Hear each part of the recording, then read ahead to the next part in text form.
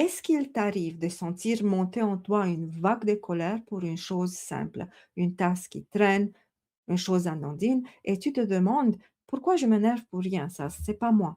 Si tu ressens cette fatigue émotionnelle, cette irritabilité qui semble venir de nulle part, sache que tu n'es pas seul. Et surtout, tu n'es pas en train de devenir une personne aigrie. Cette émotion porte en elle un message précieux d'une part beaucoup plus vulnérable de toi. Si tu veux savoir exactement la raison, reste ici avec moi jusqu'à la fin. Mais avant, donne-moi la permission de me présenter si tu ne me connais pas. Mon nom est Jeunesse Tamoura, je suis coach intuitif spécialisé dans la guérison de l'enfant intérieur et depuis bien plus de 12 ans, j'accompagne les femmes dans la reconnexion profonde avec leur enfant intérieur. Peut-être tu vas te demander de nouveau pourquoi je m'énerve? Pour rien. Ce n'est pas moi.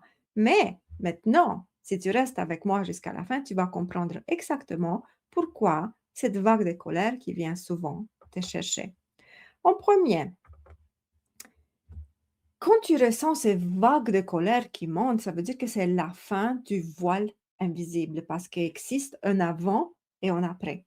Avant, pendant des années, pas quelques semaines, pendant des années, tu as tenu grâce à prendre sur toi, faire bonne figure, encaisser le stress, poser ou porter la charge mentale de tout le monde. Tu as beaucoup, beaucoup encaissé depuis des années. Tout a été porté par toi. Et avec le temps, tu t'es construit une armure douce, mais épuisante. Tu étais la personne qui prenait tout sur elle et à l'intérieur, tu t'es créé un bouclier pour survivre. Mais aujourd'hui, il y a quelque chose qui change. Et tu vois que tu as moins de patience, des réserves émotionnelles sont vides, tu te sens drainé en permanence et tu as une tolérance extrêmement basse aux choses dérangeantes parce que le voile qui couvrait tes yeux, les yeux de ton esprit pendant des années commence à s'effilocher. Et fais attention, qu'est-ce qui se passe? Quand toi, tu t'énerves, ce n'est pas pour rien. Il y a un mécanisme qui se trouve derrière ces crises de colère qui surgissent de nulle part. Quand tu exploses pour un détail, par exemple, une chaussette qui traîne, une remarque qui vient de nulle part, quand une demande de trop, quand tu as déjà ta liste super remplie, une demande de trop te fait exploser. Et tu dis, My God, pourquoi j'ai ce type d'explosion? Mais tu sais quel est le problème? C'est que par la suite, tu te sens coupable d'avoir explosé. La raison pour laquelle toi, tu exploses, la raison, les racines de cet énervement, de cette colère qui monte et qui éclate comme ça, elle est beaucoup plus profonde. Ton système émotionnel, il est déjà à nu. Tu n'es plus capable de rien porter. L'armure ne tient plus, tu comme je ne peux plus supporter plus, je ne peux plus porter plus. La patience est déjà épuisée. Tu n'as plus de patience pour des choses inutiles, pour des choses qu'avant tu avais un grand réservoir de patience. Aujourd'hui, cet réservoir s'est épuisé, il est vide. Et je veux que tu retiens ça, ce n'est pas un signe de faiblesse, c'est un signe d'épuisement émotionnel. Et dans cette brèche, fais attention, qu'est-ce qui se passe?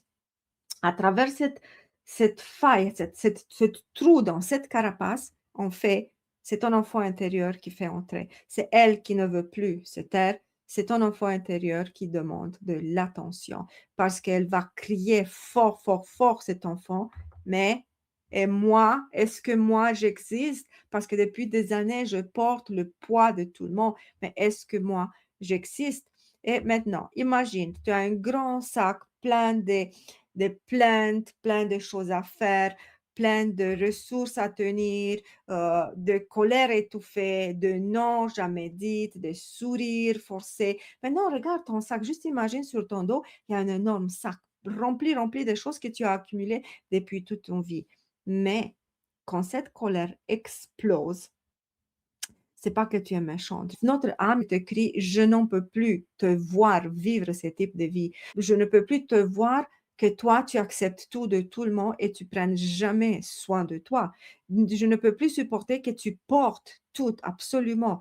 Et alors, À l'intérieur de toi, cette âme, notre enfant intérieur, il crie, mais moi, est-ce que moi, j'ai le droit d'exister? Parce que finalement et dernièrement, qu'est-ce que notre enfant intérieur crie et il veut? Il veut être vu, il veut avoir le droit d'exister. Et vous savez, quand une femme arrive à cette crise de colère répétitive, des explosions de nulle part, c'est tout simplement un épuisement émotionnel qui derrière cache ce cri énorme: «Je veux exister. J'ai besoin d'exister. Je ne veux plus porter tout le monde sur mes épaules. Je veux exister en tant que moi-même. Je veux avoir du temps pour moi. Je veux prendre soin de moi. Je veux respirer sans toujours devoir résoudre quelque chose, faire le ménage ou penser à 2000 tâches en même temps». Donc regardez comme si tu as porté pendant des années ce type de colère explosive, c'est pas que tu deviens une personne aigrie et une personne colérique, que personne veut avoir à faire. C'est juste que ton réservoir émotionnel, il est épuisé et derrière, c'est ton enfant intérieur qui crie fort: «Laisse-moi exister, donne-moi le droit de me découvrir, de savoir qui moi je suis». Tout simplement, c'est ça le mécanisme qui se passe. Et je veux que dans cette histoire, vous compreniez une chose super importante. La colère qui remonte, ce n'est pas un signe de faiblesse: «Ah, je suis folle, je n'en peux plus, je dois voir un psychologue». Non, c'est tout simplement, c'est cette colère, c'est un mécanisme de protection et à la place de te dire: «Je suis une personne horrible», parce que vous savez, après une crise de colère, tout de suite va rentrer un mécanisme en place, va rentrer ce sentiment de culpabilité. Tu vas dire: «Je suis une personne horrible, je ne mérite pas» et tu commences à demander pardon à tout le monde. Il faut que tu changes la manière dont toi tu regardes cette colère. Parce que cette colère, ce n'est pas ton ennemi. Cette colère, c'est un mécanisme de protection.